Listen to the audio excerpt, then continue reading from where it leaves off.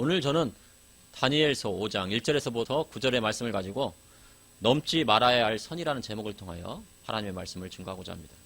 세상에는 넘지 말아야 할 선이 있다고 사람들은 말합니다. 직장에서 상사와 부하 직원 간에 아무리 친하게 지내도 넘지 말아야 할 선이 있다고 합니다.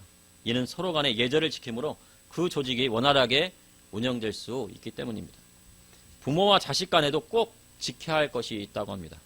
성경에는 자식은 부모를 공경하고 부모는 그 자녀를 노엽게 해서는 안 된다고 기록되어 있습니다. 그래서 부모님에게 자녀가 반말을 하는 것은 안 되는 것입니다. 자식은 항상 부모님에게 존댓말을 써야 됩니다. 이는 부모님이 우리를 낳아주신 분이기 때문입니다. 그리고 자식 이기는 부모 없다는 옛말이 있습니다. 만약 부모가 자식을 이기면 자식이 모든 일에 의욕을 잃고 자포자기하는 경우를 종종 보게 됩니다. 나라와 나라 사이에도 넘어서는 안 될 선이 존재한다고 합니다. 현재 우크라이나와 러시아와의 전쟁이 한창입니다. 그런데 이 전쟁이 언제 끝나게 될지 누구도 예측하지 못하고 있습니다. 전쟁이 되면서 세계 경제는 나락으로 떨어지고 있습니다. 그리고 이번에 미국 하원 의장이 대만을 방문한 것에 대해 중국이 대만을 포위하고 군사훈련을 하고 있다고 합니다. 그리고 중국이 대만 상공을 가로지르는 미사일을 발사했습니다. 미사일을 발사했는데 원래는 대만 상공을 지나지 말아야 되는데 이번에는 대만 상공을 가로지르는 미사일로 발사를 했습니다. 만약 중국이 넘어서는 안 되는 선을 넘게 되면 대규모 전쟁이 일어날 것이 분명합니다. 어떤 사람은 이로 인해 3차 대전으로 가는 것이 아니냐는 이야기까지 나오고 있습니다. 이렇듯 세상 일도 그러한데 교회 안에서도 넘어서는 안 될 선이 있습니다. 목회자와 성도 혹은 성도와 성도가 너무 친해지면 좋을 것 같지만 도리어 서로 세상 말을 하다가 상처를 입는 경우도 발생하게 됩니다. 그래서 교회에서 세상 이야기보다는 예배와 기도와 찬송에 전념하는 것이 더 좋습니다. 교회 내에서 교제는 최소화하고 만약 특별히 교제를 해야 한다면 집에서 가족 간에 서로 교제하고 격려해 주는 것이 더 은혜가 되는 것입니다. 오늘 본문을 보니 벨사살 왕이 넘지 말아야 할 선을 넘고 말았습니다. 그 일로 인해 바벨론이 멸망하고 맙니다. 이를 통해 이 시대를 살아가는 성도들이 깨달아야 할 것은 무엇인지 여러분과 함께 나누고자 합니다. 첫째, 믿음의 성소는 하나님 말씀 안에 있어야 합니다. 다니엘서 5장 1절에 보니 벨사살 왕이 그의 귀족 1000명을 위하여 큰 잔치를 베풀고 그 1000명 앞에 술을 마시니라. 벨사살은 나보니두스의 아들로 벨은 바벨론의 신을 뜻합니다. 그리고 사살은 왕을 보호하서라는 뜻입니다. 그리고 그는 아버지 나보니두스를 이은 2인자로 당시 바벨론의 섭정왕이 됩니다. 진짜 왕은 나보니두스지만 이 아들에게 왕위를 넘겨주었습니다. 이러한 벨사살의 귀족 1000명을 불러 큰 잔치를 벌이고 술을 마시게 된 것입니다. 그런데 벨사살 왕이 술을 마시고 흥이 나자 갑자기 넘지 말아야 할 선을 넘고 말았습니다. 그것은 그의 할아버지 느부갓네살이 예루살렘 성전에 탈취해온 금, 은그릇을 가져오게 하라고 명한 것입니다. 성경에 보면 느부갓네살을 벨사살의 부친이라고 기록되어 있습니다. 그렇지만 느부갓네살의 손자가 바로 벨사살입니다. 아마도 이 벨사살이 왕위 계승자이기 때문에 느부갓네살이 이 벨사살의 부친이라고 기록된 것 같습니다. 하나님께서는 남유다를 멸망시키고 심판의 도구로 바벨론 왕 느부갓네살을 사용하시고 이스라엘의 깨닫기까지 기다리셨습니다. 그리고 이스라엘의 바벨론으로 끌려간 지 70년 만에 다시 돌아오게 하셨습니다.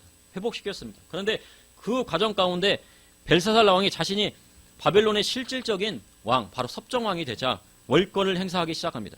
그것이 오늘 본문의 한 사건이었습니다. 하나님의 성전에 쓰이는 거룩한 기명들, 즉 금 그릇, 은그릇을 벨사살과 그 귀족들이 자신이 술을 따라 마시는 도구로 사용한 것입니다. 하나님의 성전에 쓰이는 금그릇과 은그릇을 거기다가 술을 담아서 바로 왕과 귀족들이 나누어 마셨습니다. 그리고 성전 그릇에 술을 따라 마시는 것도 모자라서 금, 은, 구리, 쇠, 나무, 돌로 만든 신을 찬양하기 시작합니다. 이는 벨사살 왕이 하나님을 두려워하지 않았기 때문에 이러한 일을 행한 것입니다. 사람이 죽으려면 평소에 하지 않던 일을 행할 때가 있다고 합니다. 가령 오토바이를 타는데 헬멧도 안 쓰고 신호도 안 지키고 막 속도를 막 빠르게 됩니다. 100km, 150km 막 이렇게 됩니다. 나라도 망하려면 돈을 막 찍어냅니다. 돈을 막 찍어내면 부자가 될 것 같지만 더 가난해집니다.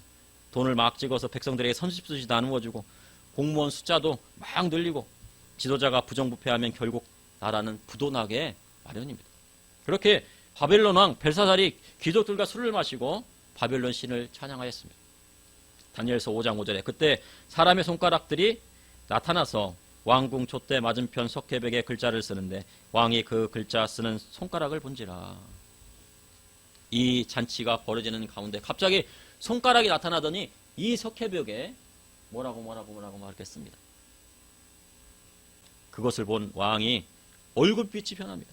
그리고 생각이 범인하여 널쩍다리가 녹록하고 그 무릎이 서로 부딪혔다고 성경에 기록되어 있습니다. 이 성경에 보니까 무릎을 부딪혔다고 하는데 무릎을 부딪힐 때는 바로 두려울 때, 두려워서 떨 때 다리를 막 덜덜덜덜덜 막 떠고 있는 것입니다. 그의 낯빛은 창백해졌습니다. 이는 심리학적으로 극도의 두려움과 불안에서 되어 있음을 나타내는 것입니다. 심리학적으로 두려움과 공포에 휩싸였다고 볼 수가 있는 것입니다. 하나님의 성전에 쓰이는 그릇으로 술을 마시고 바벨론의 신들을 찬양했는데 사람의 손가락이 나와 석회벽에 글을 쓰고 있는 것을 왕이 보게 된 것입니다. 이에 왕이 놀라 크게 소리 지릅니다.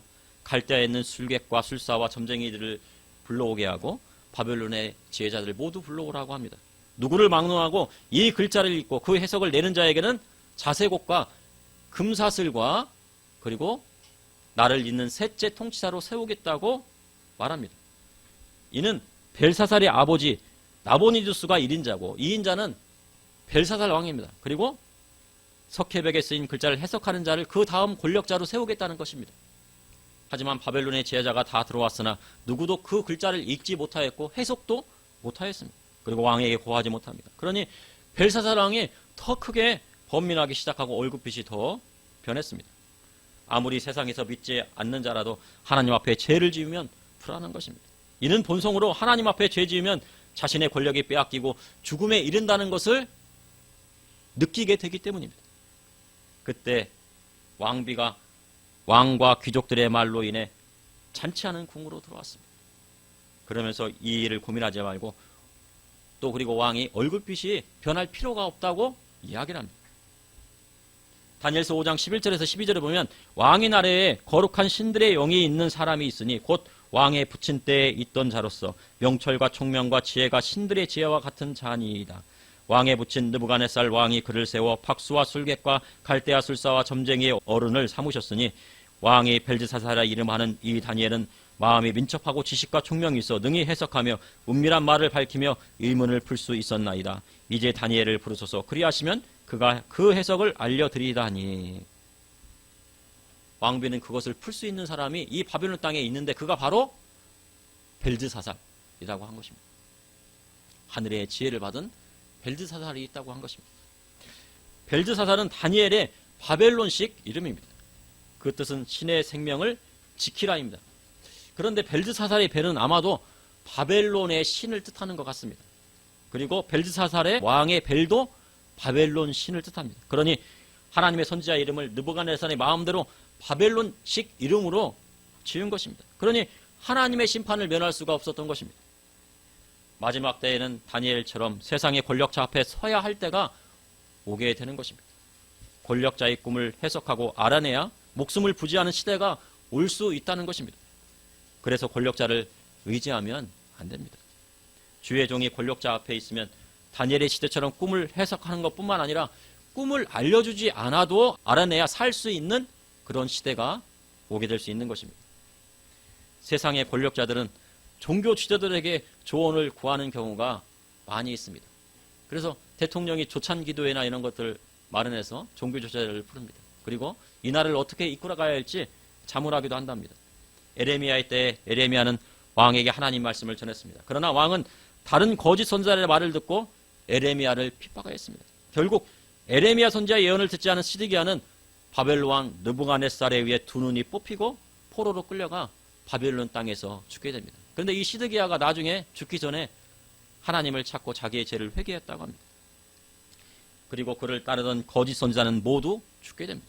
주의 종이 하나님의 말씀에 서지 않고 거짓으로 예언하면 에레미야 때와 같이 되는 것입니다. 그런데 세상 권력자들이 바벨론 시대처럼 어려움이 있을 때 꼭 종교 지도자들을 부릅니다. 그리할 때 다니엘과 같이 하늘의 지혜를 받지 않고는 능히 왕의 꿈을 알아맞히고 해석할 수 없는 것입니다.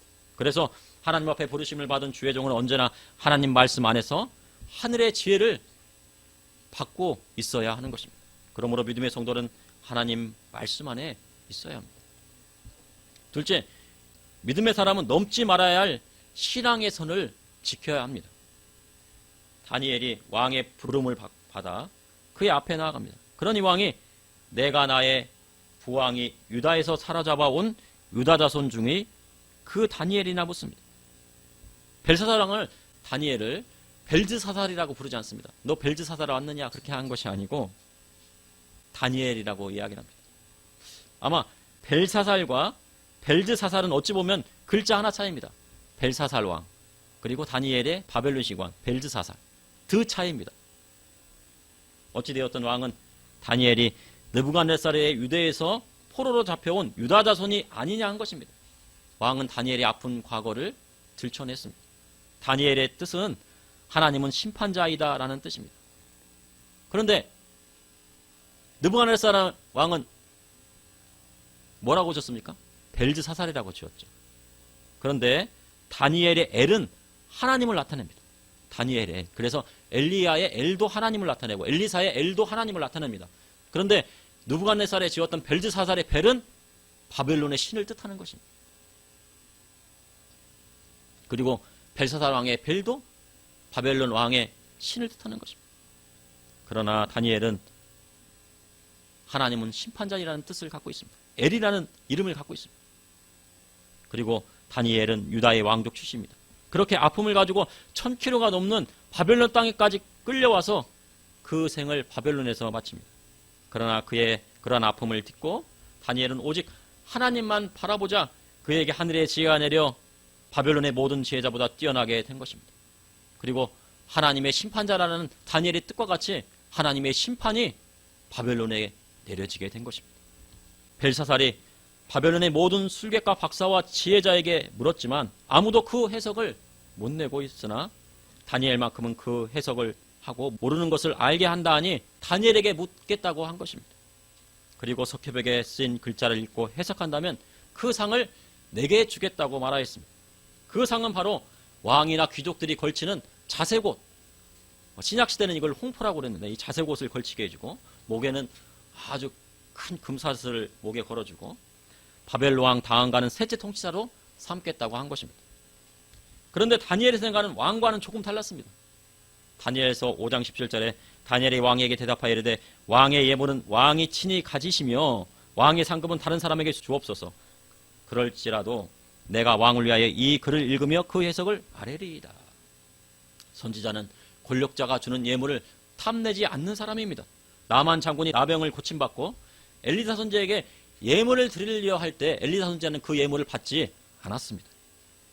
그런데 그 종 게하시는 선지자의 종 게하시는 그 예물을 몰래 가서 받고 나중에는 그에게 나병이 났는데 눈꽃같이 휘어졌다고 성경이 기록하고 있습니다. 선지자는 꿈을 해석해주고 대가를 바라지 않습니다. 다니엘은 느부갓네살이 주는 포도주와 고기를 먹지 않고 채소만으로 버텼던 그런 선지자였습니다. 그러니 하늘의 지혜가 그에게 내린 것입니다. 그리고 물질이나 먹는 것에 탐욕이 없습니다. 선지자는 물질이나 먹는 것에 탐욕을 부리지 않습니다. 만약 선지자로 물질에 탐욕이 생기고 먹는 것을 조절하지 못하면 게하시가 되는 것입니다. 다니엘은 지극히 높으신 하나님께서 왕에 붙인 느부갓네살에게 나라와 큰 권세와 영광과 위엄을 주셔서 열방이 떨고 모든 관원과 백성들이 그 앞에 무릎 꿇었다고 말합니다. 그러나 왕이 스스로 교만해져서 자기 힘으로 이 제국이 이루었다 하며 하나님 앞에 교만하니 느부갓네살의 왕위가 패해지고 그의 영광이 빼앗긴 것을 기억할 거라고 말을 합니다. 무슨 얘기냐면 느부갓네살 왕이 하나님보다 더 높아지려 하고 자신이 스스로 왕이 된 것처럼 하나님께서 그를 왕으로 세렸는데 자기가 스스로 왕이 된 것처럼 이야기를 하자 그가 7대 동안 들짐승이 되었습니다. 지난 시간에 다니엘서에 느부갓네살이 7대 바로 7년 동안 들짐승이 되어 돌로 산으로 배회하면서 소리치면서 음매하면서 수처럼 풀을 뜯어먹고 아침 이슬을 맞으며 다닌 것을 우리가 잘 알고 있습니다. 그런데 그 신하들이 어떻게 했겠습니까? 이 왕이 도망가지 않도록 아마 목줄로 메어놨을 것입니다. 그것을 7년 동안이나 하였습니다. 그리고 그때가 지나자 느부갓네살의 정신이 돌아와 지극히 높으신 하나님이 사람 나라를 다스리시며 하나님이 그 뜻대로 누구든지 그 자리에 세우시는 줄을 알게 되었다고 고백하고 있습니다. 세상 온 나라의 대통령도 왕도 하나님이 세우시지 않은 자가 없는 것입니다. 그런데 권력자들은 자기가 독재자가 되어서 자기 스스로 이 나라를 세웠다고 생각합니다. 그러나 그것은 모두 하나님께서 그 지도자를 그 땅에 세운 것입니다. 그런데 벨사살 왕은 그의 후손이 되어 이것을 다 알고 있음에도 자신을 낮추지 않고 도리어 하늘의 주제이시며 지극히 높으신 하나님보다 더 높아지려고 했다고 책망합니다. 바로 벨사살과 그의 귀족들이 넘어서는 안 될 선을 넘었습니다. 하나님의 성전에 그릇을 가져다가 그곳에 술을 따라서 먹고 만 것입니다. 그리고 왕이 알지도 듣지도 못한 신상에서 우상들을 찬양했습니다. 도리어 왕의 호흡을 주장하시고 모든 길을 인도하시는 하나님께 영광을 돌리지 아니하였음을 책망합니다. 하나님을 믿는 사람이든 믿지 않는 사람이든 창조주 하나님이 모든 사람을 다 지으셨습니다. 그러니 사람에게는 넘지 말아야 할 선이 있는 것입니다.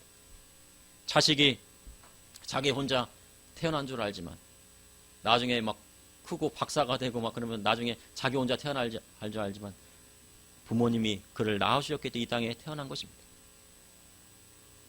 하나님께서 사람을 지으시지 않았다면 이 세상에 태어날 사람이 하나도 없는 것입니다.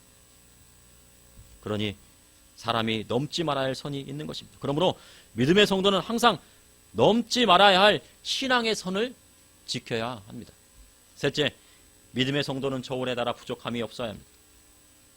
다니엘은 왕궁 석회벽에 글자가 나타난 것은 벨사살 왕이 교만해져서 자신을 왕으로 세워주신 하나님 앞에 영광을 돌리지 않고 도리어 바벨론의 신상들에게 찬양했기 때문이라 하였습니다.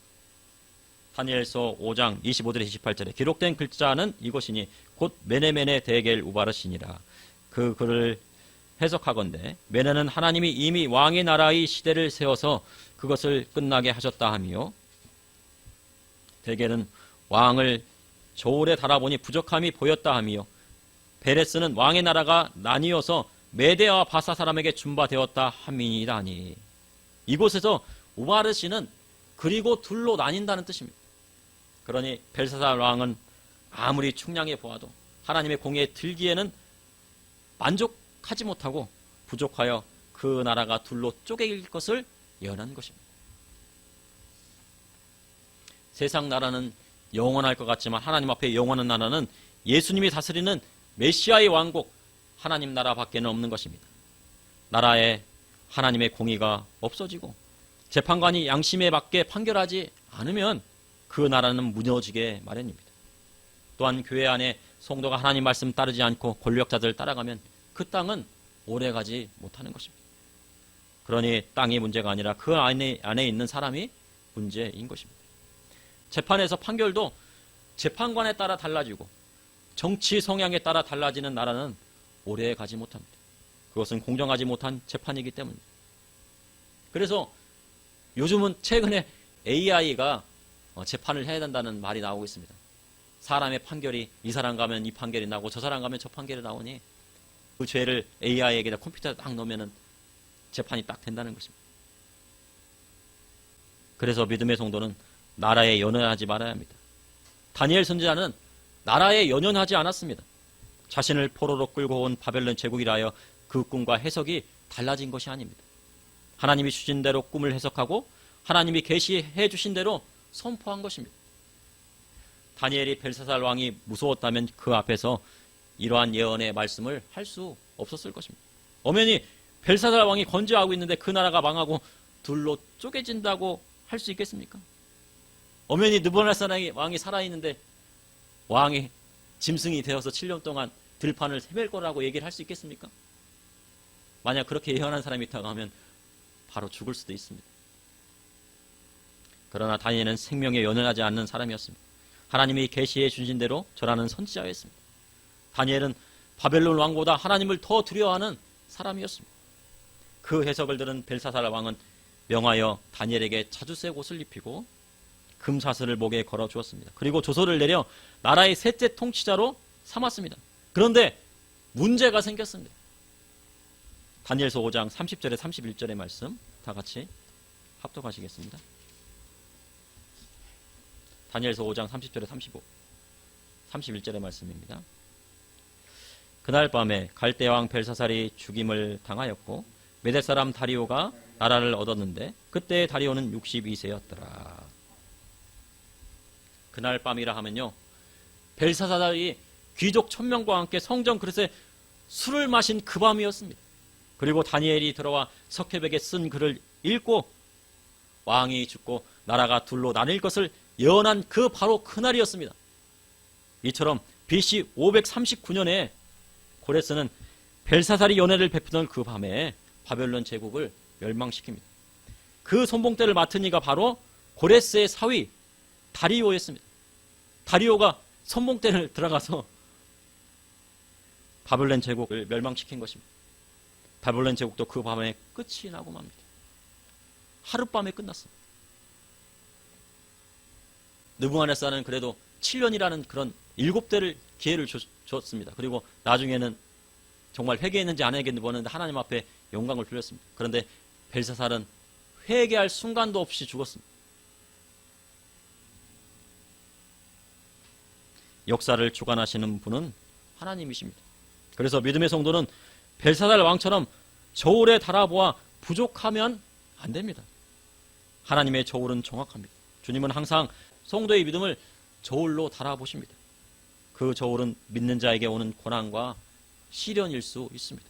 그러나 오늘 다니엘은 온전히 하나님만을 의지하고 왕 앞에서 하나님의 말씀을 전했습니다. 그러므로 믿음의 성도는 하나님의 저울에 달아 부족함이 없어야 하는 것입니다. 하나님 앞에 벨사살은 넘어서는 안 될 선을 넘고 그 나라가 망해버렸습니다. 그 밤에 다리오에게 죽임을 당했습니다. 그러나 다니엘은 나라가 바벨론은 금을 뜻합니다. 신상에서 머리, 금을 뜻하죠. 그런데 메데바사는 은을 뜻합니다. 이 가슴과 두 팔이니까요. 메데바사로 바뀌었지만 다리오 왕이 그를 총리 셋 중에 하나로 세웁니다. 나라가 바뀌었지만 다니엘은 총리가 됩니다. 왜냐하면 그 땅에 하늘의 지혜를 가진 자는 다니엘 하나밖에 없었기 때문입니다. 그리고 다니엘은 그 총리 셋 중에서 가장 뛰어나 다리오 왕은 그를 통해 전국을 다스리게 하였습니다. 이는 다니엘이 항상 하나님과 동행하였기 때문입니다. 그러므로 믿음의 성도는 하나님의 말씀 안에 있어야 합니다. 그리고 믿음의 성도는 넘지 말아야 할 신앙의 선을 꼭 지켜야 합니다. 또한 믿음의 성도는 하나님의 저울에 달아 부족함이 없어야 합니다. 사람이 거울을 보듯 항상 주님을 향한 우리의 신앙을 점검해야 합니다. 그리할 때 다니엘처럼 하나님께서 그를 사용해 주시는 것입니다. 잠시 기도하시겠습니다. 사랑의 하나님, 오늘도 감사합니다. 이 늦은 밤에 주님 앞에 나와 하나님 앞에 예배를 드렸습니다. 우리의 예배를 받아주시고 우리의 기도와 찬양 받아주시고 주님, 우리가 다니엘처럼 주님 우리의 신앙을 지키게 하여 주시고 어떤 어려운 환난과 고난이 올지라도 우리의 믿음을 지킬 수 있도록 인도하여 주시옵소서. 우리 어른 성도에서부터 어린아이까지 하나님을 믿는 신앙을 순수하게 지킬 수 있도록 인도하여 주시고 하나님 말씀대로 나아갈 수 있도록 인도하여 주시옵소서.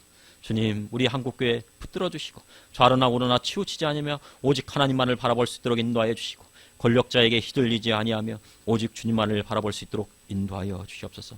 한국교회가 전 세계의 교회를 이끌어가고 전 세계에 나아가 주의 부르심을 받아 주님의 복음의 증인이 될 수 있도록 인도하여 주시옵소서. 우리 담임 목사님 아프신 가운데 있습니다.